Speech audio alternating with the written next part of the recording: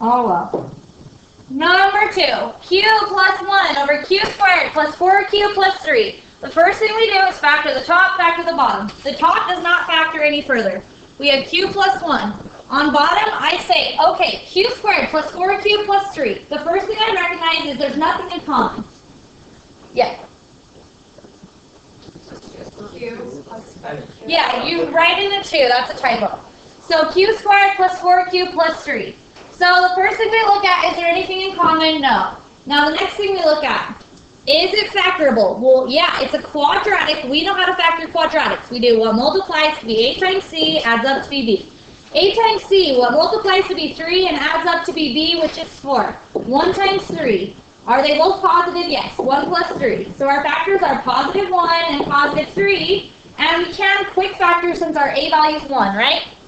I'm going fast, but we spent a whole day practicing factoring. So it's going to factor to be a binomial with those two things. So it's going to factor to become q plus 1 from that plus 1 and q plus 3 from that plus 3. Now before you divide anything out, this is the important part. Where are there potential zeros? On the bottom. On the bottom. Right here is not a potential zero because there's a variable. Yes? So q cannot equal what value? What value would make that 0? Negative 1.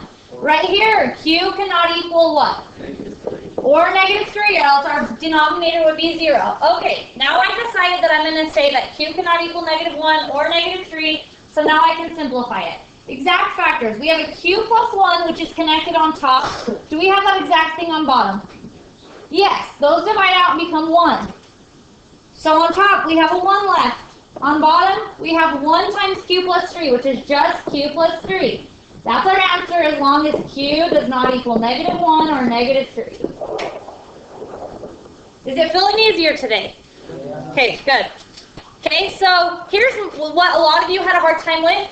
If your bottom was this, let's say that I had, everybody look up here, let's say I had 4 over 2v times x minus 3. A lot of you are saying, when restricting your domain, that you were just forgetting one little thing. So everybody look up here. This will really help you. If we have something like this, the first thing we would do is restrict the domain. Isn't that a variable right there? Yeah, right? So right there is a potential 0. So you say 2v cannot equal 0. Divide both sides by 2. V cannot equal 0. Does everybody understand how v cannot equal 0? But it also cannot equal 3, right? Because that's also a possible 0. So v cannot equal 0. Look, 2 times 0 is 0. Do you see where the problem could be when v is equal to 0? So v cannot equal 0 or 3. So I'm just saying, this is where a lot of people were like, oh, well, that's not a problem, but it is, right? Is everybody good with what I'm saying? Questions? Yes.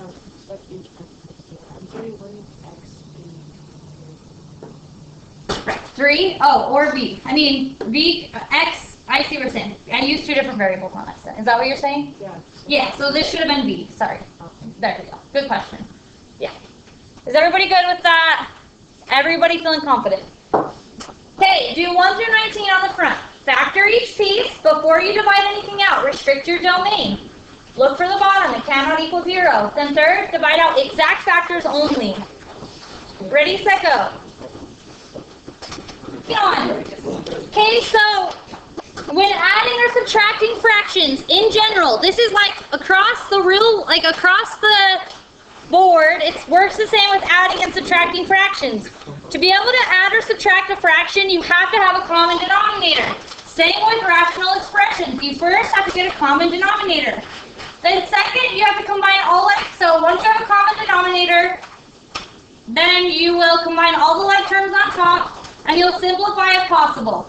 So, the best part to figure out your common denominator is to make sure everything is factored all the way. So let's do a couple. Here we go. Number 10. We're simply asked to find the least common denominator of these two things. So we're not going to actually add these or subtract these. We're finding the least common denominator. So we have y plus 1. We'll look at it. Is everything already factored here? Yes, right? So in the bottom, we need a y plus 1, and we also need a 3 3. So our LCD, our least common denominator is 3. This would be 3 times y plus 1. Okay, so y squared plus 1. Does everybody see? We need each of those pieces. That means no, so yes or no. Okay. So number 15. Wait. Questions? Garrett. That was it.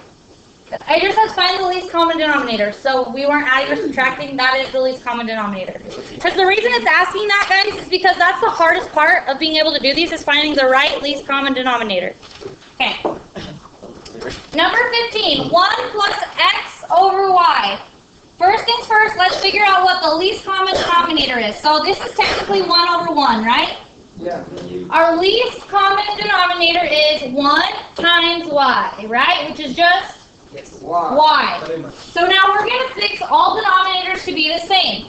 It is y. This has a 1 on bottom. It needs to be y, right, everybody? Yes. So I'm going to manipulate it by multiplying the bottom by y and the top by y. Now remember, the reason I can do this is because that's just a fancy 1. We're not changing anything. Then you multiply straight across. 1 times y is just a y. On bottom, y times 1 is y. So we have y over y plus x over y.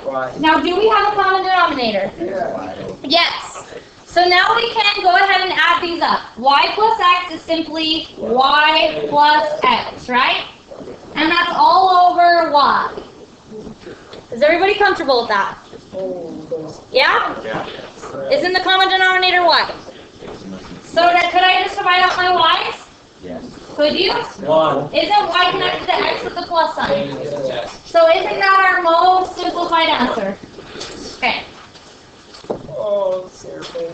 So finish 1 through 18 on the back. Except for 18 is weird. I have no idea what the heck that is. So scratch out 18. It's like a typo or something. So I have no idea. Scratch 18. Guys, you have to first get a least common denominator. I would factor everything first.